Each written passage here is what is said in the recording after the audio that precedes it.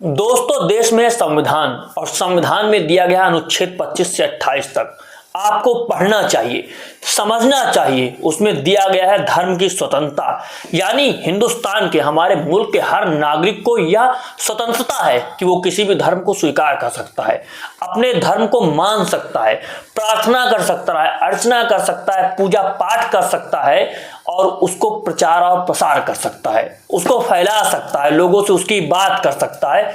इन चीजों के लिए किसी को रोका नहीं जा सकता है, बशर्ते किसी की धार्मिक भावनाओं को आहत ना किया जाए जानबूझ करके।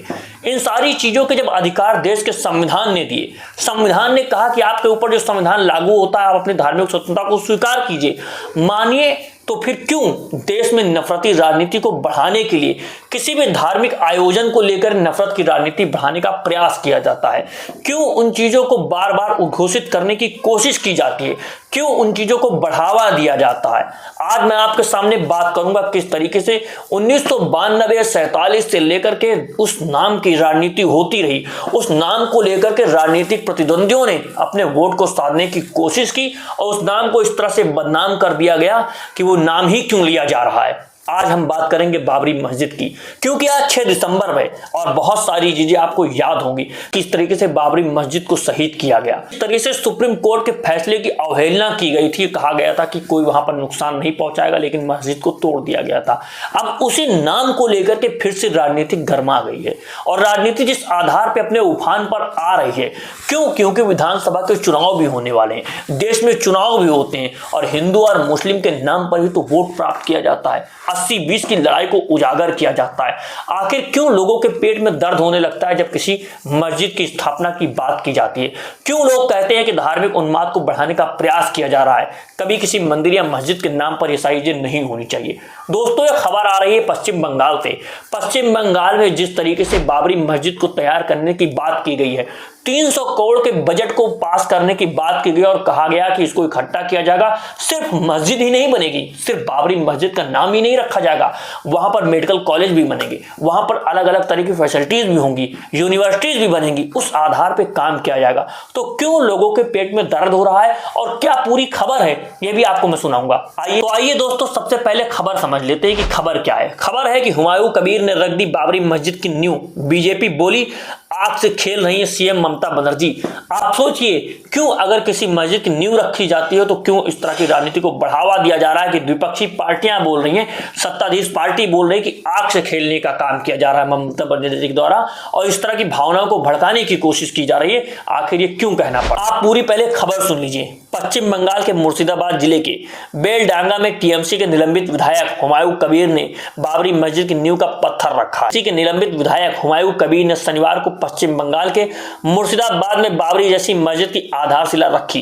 कबीर ने मंच पर मौलवियों के साथ समारोह का फीता काटा और इस दौरान कार्यक्रम स्थल पर जमकर नारेबाजी की गई। यहां पर सुबह से ही हजारों लोग इकट्ठा हो गए थे। शिलान्यास समारोह कड़ी सुरक्षा के बीच हुआ। इससे कानून और व्यवस्था बनाए रखने के लिए रेजी नगर और निकटवर्ती बेलडांगा क्षेत्र में पुलिस, एआरएफ और केंद्रीय बलों की बड़ी टुकड़ियां तैनात की गई। इससे कबीर ने आरोप लगाया हिंसा भड़काकर कार्यक्रम को बाधित करने की कोशिश की जा रही है। दक्षिण बंगाल के जिलों से लाखों लोग ऐसी कोशिश करने में नाकाम कर देंगे। यह एक शांतिपूर्ण समारोह है। संविधान के अनुसार हमें पूजा स्थल रखने का पूरा अधिकार है। 2000 से ज्यादा वॉलंटियर ड्यूटी पर रहेंगे। बीजेपी ने जो हल्ला बोला है वो भी आप देखिए। बीजेपी भारतीय जनता पार्टी के आईटी सेल के प्रमुख अमित मालवीय ने टीएमसी सरकार पर हमला बोला। उन्होंने सोशल मीडिया प्लेटफॉर्म एक्स पर लिखकर कहा, पश्चिम बंगाल की मुख्यमंत्री ममता बनर्जी आग से खेल रही है। मुर्शिदाबाद बेलडांगा के आ रही खबरों की गंभीर चिंता पैदा कर दी है, जहां ममता बनर्जी राजनीतिक लाभ के लिए मुस्लिम भावनाओं को ध्रुवीकरण करने के लिए निलंबित टीएमसी विधायक हुमायूं कबीर का इस्तेमाल कर रही है। स्थानीय रिपोर्ट्स के अनुसार कबीर के मुस्लिम समर्थकों के समूह ईंटें लेकर इस जगह का निर्माण करते देखे गए, जिसे वे बाबरी मस्जिद बता रहे हैं। इन सारी चीजों को देखिए और आगे कहते हैं अमित वाली कि उन्होंने यह भी दावा किया कि पश्चिम बंगाल पुलिस उनका समर्थन कर रही है और इस गतिविधि के लिए सुरक्षा प्रदान कर रही है। बेलडांगा राज्य के सबसे सांप्रदायिक रूप के संवेदनशील इलाके में से एक है, जहां झड़पों का एक लंबा और अशांत इतिहास रहा है।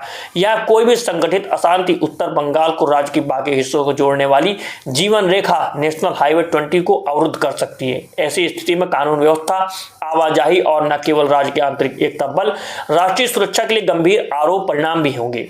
बीजेपी नेता ने कहा यह तथाकथित मस्जिद परियोजना कोई धार्मिक प्रयास नहीं बल्कि एक राजनीतिक प्रयास है जिसका उद्देश्य भावनाओं को भड़काना और वोट बैंक की राजनीति को मजबूत करना है।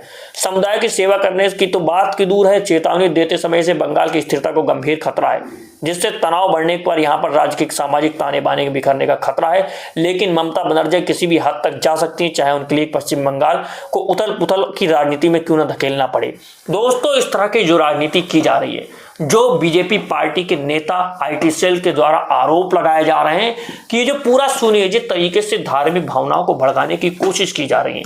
आखिर ये सवाल है कि क्यों इस तरह के सवाल खड़े किए जाते हैं, क्यों इस तरह की राजनीति को बढ़ाने का प्रयास किया जाता है। अगर कोई व्यक्ति किसी मस्जिद का निर्माण करना चाहता है तो उस पर ये क्यों सवाल खड़े किए जाते हैं कि वो धार्मिक भावनाओं को भड़काने की कोशिश कर रहे हैं, ये आपको सोचना है।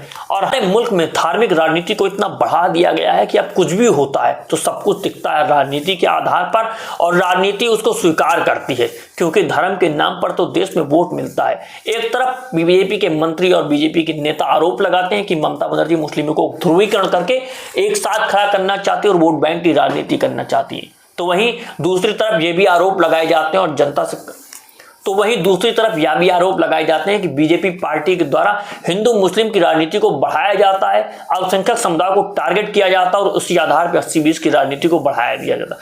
तो आप इस मुद्दे के बारे में क्या सोचते हैं? आप धर्म की राजनीति को कैसे स्वीकार करते हैं और आपको क्या लगता है कि धर्म की राजनीति को बंद होना चाहिए?